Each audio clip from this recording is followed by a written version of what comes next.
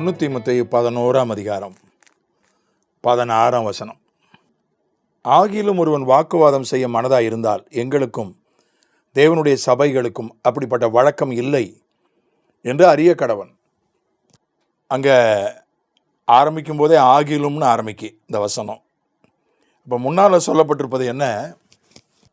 முக்காடு போடலாமா கூடாதா என்கின்ற விவாதம். ஏன்னா யூத பழக்கம் ஆண்களே முக்காடு போடுவாங்க வேதத்தை வாசிக்கும்போது. கொரிந்து பழக்கம் பெண்களே யாருமே முக்காடு போட மாட்டாங்க, பெண்கள் கூட போட மாட்டாங்க. பெண்கள் முக்காடு போடணும், ஆண்கள் முக்காடு போடக்கூடாது என்கிற ஒரு விஷயத்தை அலசுகிறான். ஆனால் அதனுடைய முடிவுரையாக என்ன சொல்கிறான்? ஆகிலும் வாக்குவாதம் செய்வது முக்காடு சம்பந்தமாக அல்லது எது சம்பந்தமாகவும் வாக்குவாதம் பண்ணுவது எங்களுக்கும் வழக்கம் இல்லை, சபைகளுக்கும் வழக்கம் இல்லை.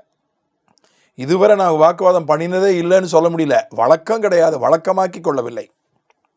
ஏன்னா பவுலை பொறுத்தவரை அவன் ஒரு தடவை வாக்குவாதம் பண்ணியிருக்கிறான், பண்ணி அதனால் பாதிக்கப்பட்டிருக்கிறான். அப்போஸ்தலர் 16:37 39 வரை. 2வது மிஷனரி பிரயாணத்தில் யாரை உதவியாளராய் அழைத்து கொண்டு போவது என்கிற விஷயத்தில் வாக்குவாதம் வந்துடுச்சு. பவுலுக்கும் பவுலுடைய ஆவிக்குரிய தகப்பன் பர்னபாவுக்கும் வாக்குவாதம். பர்னபா சொல்கிறான் மார்க்கை கூட்டிகிட்டு போகலான்றான், பவுல் சொல்கிறான் மார்க்கை கூட்டிகிட்டு போக வேண்டாம், முதல் மிஷனரி பிரயாணத்தில் பாதியில் விட்டுட்டு வந்துட்டான், அதனால் அவனை கூட்டிகிட்டு போக வேண்டாம்.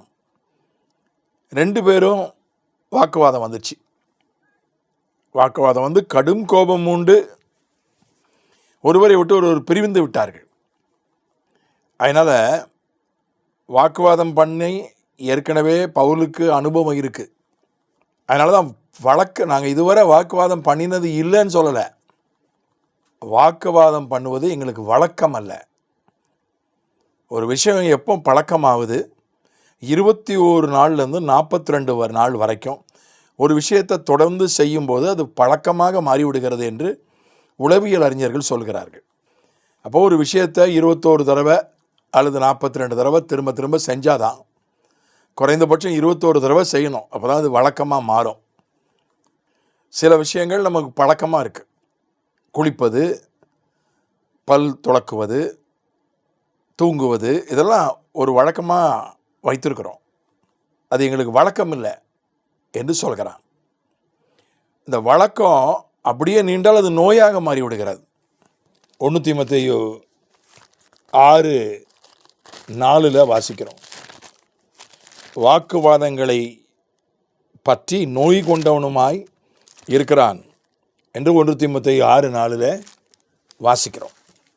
அதனால் ஒரு விஷயத்தை ஒரு தடவை 2 தடவை 3 தடவை விழுந்து எழும்புவது தப்பு கிடையாது. 7 தரம் விழுந்தாலும் எழுந்திருப்பான் என்று சொல்லப்பட்டிருக்கிறது. அது ஒரு வழக்கமாய் மாறினாலும் கர்த்தர் அதிலிருந்து விடுதலை தருவார். அது நோயாய் மாறிவிட்டாலும் அதிலிருந்தும் கர்த்தரால் விடுதலை கொடுக்க முடியும். கர்த்தரால் கூட அது ஒன்றும் இல்லை. ஆனால் நாம் அதை பெற்றுக்கொள்வது கஷ்டம். ஒரு விஷயம் வழக்கமாகிவிட்டால் அதிலிருந்து நாம் விடுதலையை பெறுவது கொஞ்சம் கஷ்டம். ஒரு விஷயம் நோயாக மாறிவிட்டால் அதிலிருந்து விடுதலை பெறுவது, நான் சொல்வது சரீர நோய் அல்ல, ஆவிக்குரிய நோய். வாக்குவாதத்துக்கு அடிமையாகி விடுவது.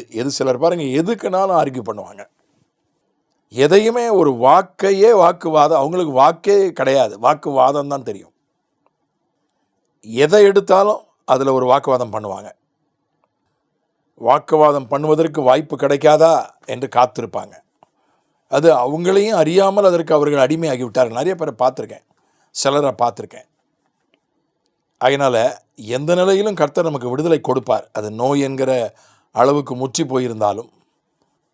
குறிப்பாக கணவன் மனைவிக்கு இடையில் பார்த்தீங்கன்னா பெரும்பாலும் அவங்க வாக்குவாதம் பண்ணுறாங்க. அநேக கணவன் மனைவி, கணவன் சொல்கிறத மனைவி ஒத்துக்க மாட்டார், மனைவி சொல்கிறத கணவன் ஒத்துக்க மாட்டாங்க. ஆனால் ஒருத்தர் மேலே ஒருத்தருக்கு அன்பு இருக்கும், 2 பேருக்கும் ஒத்து போகிற விஷயங்கள் இருக்கும். ஆனால் சின்ன சின்ன விஷயங்களுக்கெல்லாம் வாக்குவாதம் பண்ணுவாங்க. அமைதியாக இருந்துடலாம், இல்லை விட்டு கொடுத்துடலாம். அதனால் அது நெருங்கிய உறவுகளில் கூட அது காணப்படுது, கணவன் மனைவி முக்கியமாக. அதே போல் சகோதர சகோதரிகள் நடுவிலையும் அதை நான் பார்த்துருக்குறேன். அதாவது அவர் தெற்குனா இவர் வடக்குன்னுவார், இவர் கிழக்குன்னா அவர் மேற்குன்னுவார். ஒன்று அமைதியாக இருக்கலாம், இல்லை விட்டு கொடுக்கலாம், இல்லை கொஞ்சம் விலகி போயிடலாம். அந்த விஷயத்தை பொறுத்தவரை உறவை மட்டும் காத்துக்கொண்டு மற்ற விஷயங்கள்லேருந்து விலகி போகலாம். கணவன் மனைவி விஷயத்தில் அப்படி விலக முடியாது.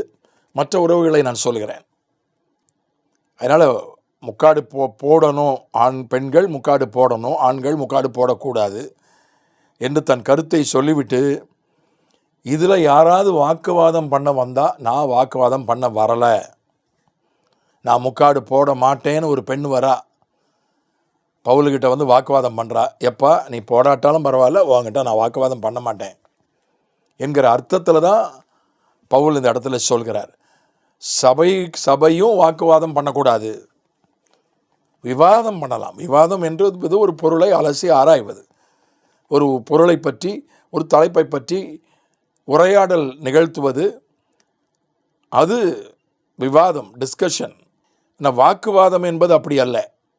இதுதான் என்னுடைய கருத்து என்று ஒருவர் ஒரு விஷயத்தில் பிடிவாதமாக இருப்பது, இன்னொரு விஷயத்தில் பிடிவாதமாக இருந்து 2 பேரும் வார்த்தையிலே மோதிக்கொள்வது, அதுதான் வாக்குவாதம். அது உபதேசத்தை பற்றியதாக இருக்கலாம், அது தனிப்பட்ட மார்க்குவை கூட்டிகிட்டு போகணுமா வேண்டாமா என்பது போன்ற விஷயமாக இருக்கலாம். எதுவாக இருந்தாலும் வாக்குவாதம் பண்ணுவது நம்முடைய பழக்கமாக இருக்கக்கூடாது.